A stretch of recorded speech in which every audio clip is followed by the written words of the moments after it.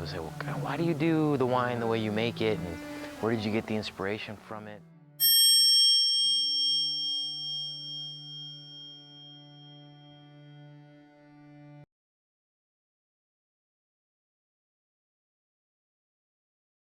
You know, I've always wanted to be in winemaking. When I was a kid, my dad and I used to make wine in the basement. We used to go pick grapes, and we'd always have an overabundant supply of grapes with fruit flies starting to come. So we'd crush them up. And first wine we tried to make was a white wine. We didn't know what we were doing, and I always liked the whole alchemist process. I thought it was pretty cool. I, started seeing these chemicals being shipped into these big giant boxes, and I started seeing what it was doing to the soil. There's a picture of me standing in front of a vineyard, about 200-acre block in this vineyard. The only thing alive in that photo is me and the vines behind me. Everything else is dead. There's no weeds, there's no bugs, there's no birds, there's nothing, just vines and me. And it almost feels like a lunar landscape. And that started feeling wrong to me almost immediately. But what do you do, right? You're like, okay, but there's fast food and that's just the way the world works. And you kind of just buy into it. But after a while of spending enough time around nature and being off the vineyard in a gully with a .22 trying to shoot ground squirrels, you start to really see what nature is, and you start to see the birds. One of the biggest effects was one time I was putting in a strychnine in the soil. That's a gopher bait, wipes out gophers. As a farmer, you learn to hate gophers, right? So you're sitting there trying to get rid of the gophers, and then one day I'm driving down the road, and there's this creek next to me, and in the creek are these two sick birds. And when I mean birds, I'm talking about red-tailed hawks, these beautiful, big, giant, beautiful birds. And they're sitting there, and you can tell they're fucked up. They're just, And I'm like, oh my God, and I love hawks. And I'm looking at this, and I'm just like, I knew what it was from. They ate, when they eat the strychnine, these gophers, they come out of the ground. And then the hawks come, they eat it, and it's called secondary kill. And secondary mode of action is what they call it. So I said, man, I can't use that poison anymore. You can grow, I will say, conventionally or more with an organic approach, which is for me more interesting than just sustainable, because sustainable means everything and nothing. You can use some pesticide and to be sustainable. In recent years, the development of remarkably effective economic poisons, or pesticides, has increased man's advantage in his war on pests. Today, pesticides are used in more situations and for a wider variety of purposes than ever before. Production of the basic chemicals in the United States alone is over 500 million pounds per year. Every person is exposed one way or another. Modern pesticides are easy to use, highly effective, deadly poisonous to insects and rodents, but what about people? How do these high-powered poisons, so fatal to insects and such, affect people? And look at that, there's nothing on there. This is as natural as you can get. Nothing was sprayed, no tractor drove by here. The first influence that this vine had with human beings is right now.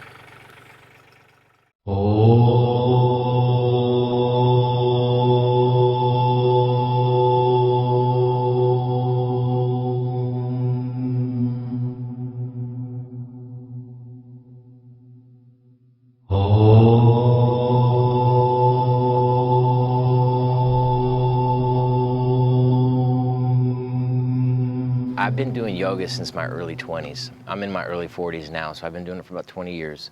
And I did it because I heard it was a good practice to develop the core, and if you have back injuries or some sort of an injury, it would be a great way to rehab. So I had a back injury and started doing yoga. And what I didn't foresee coming was, in yoga, through form comes consciousness. And the consciousness that started coming to me was this sense of unity with all people. We're all kind of interrelated.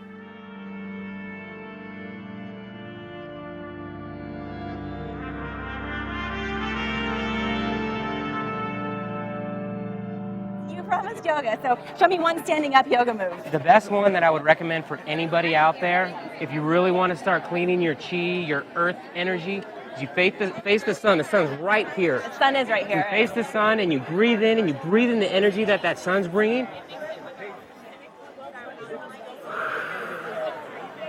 and you really concentrate on that energy from the sun coming into you, filling your body, and when you bring your hands back together and you breathe out, you're breathing out all that other stuff, and that energy from the sun I love it. is the same thing that's in there, which is now in the same thing that's in you. I love it. Cheers, Pete. Thank you so much.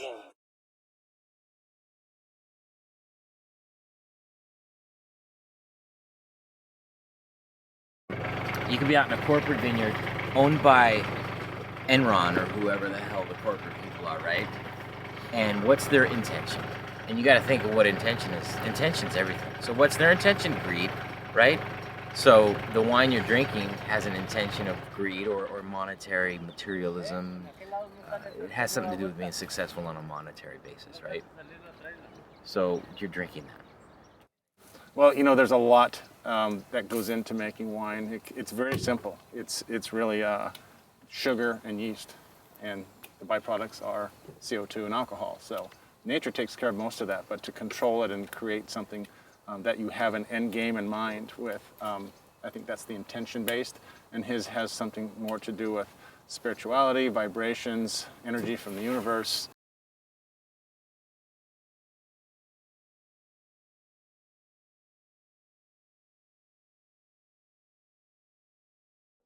But then it occurred to me, just about 14 minutes along, what would be the real optimum threat to the well-being of a plant. In fact, the imagery of fire entered my mind, and I not only thought, but I fully intended to burn the very leaf that was being tested with a match. Now, I had no matches in the room at the time, and I don't smoke, and I had to go next door to my secretary's area to get a match. But the interesting thing is that right at the split second that imagery of fire entered my mind, the tracing reflecting the changes in the plant just went right off the top of the page. And the only thing that occurred at that time, no lighting of a match, nothing else, merely the imagery of fire. And I must say that as of 14 minutes along in that initial observation on the morning of February 2nd, 1966, my life just hasn't been the same. The conclusion was plants recognize their owners, or plants recognize, say there's some guy that comes out here every day to irrigate. This block with all the roots underneath that interconnect, it kind of becomes one being, one entity, right? And they would recognize that guy coming in. Well, I've been here for 4 years with this block. So when I walk through here, I use my intuitive gland. We all have one. It's right in the center of our brain. It's called the pineal gland. And that intuitive gland, that pineal gland, is basically how we communicate to plants and to animals even. I'm an avid gardener. I've been gardening for about 10 years. That's cool. And I started noticing there's areas in the garden that didn't want to grow correctly, didn't really want to ripen the watermelons. And we figured, all right, I read a book called The Secret Life of Plants, and it talked about putting crystals in your garden. It'll vibrate a certain energy, and that energy will make the plants grow better. Right. We started doing that in the vineyard, and it started to outperform. Those vines would outperform Wow. the vines that were producing the best wines on that property. Do you put a thought into the Yeah, crystals? you know, people always freak out. Oh man, crystals, crazy hippie dude. It's not. A crystal scientifically is an amplification device that holds information, and it'll amplify that information out. That's all a crystal is. I have that crystal, and I impart my prayer to the crystal. Highest manifestation for the vineyard, from the highest, greatest good. Remember how I was talking about crystal gritting? So if you look at every corner of this barrel room, this is my barrels right here. I got a crystal at every corner. And I got another one on this corner. I got one right in the middle. You see that one right in the middle right there? Kind of resonating that intention that I talked about. The highest manifestation, humanity, right? So these things, while they age, they're in this grid. And then while I bottle, I run it through, and you've seen those pictures of what I've done, right? I run it through that grid. And I'll show you later. We'll film it. I'll show you what I do. Yeah. It's all about intention, man.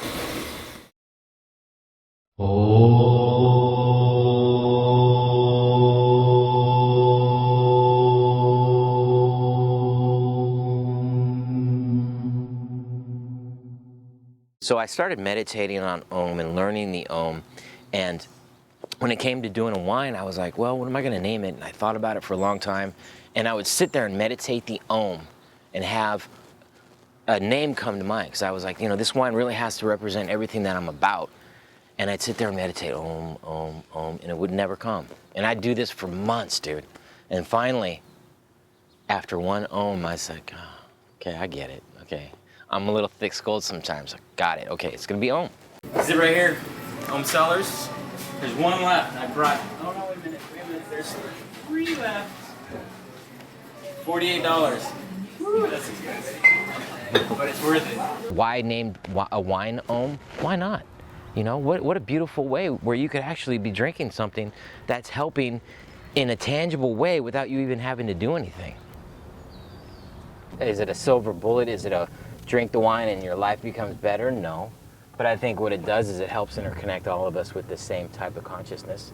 You know, it helps us reach a point in our lives where we could say, okay, I want to be my higher self. I don't want to resonate down and waste my life away. Be a Coke bottle. You know what I mean?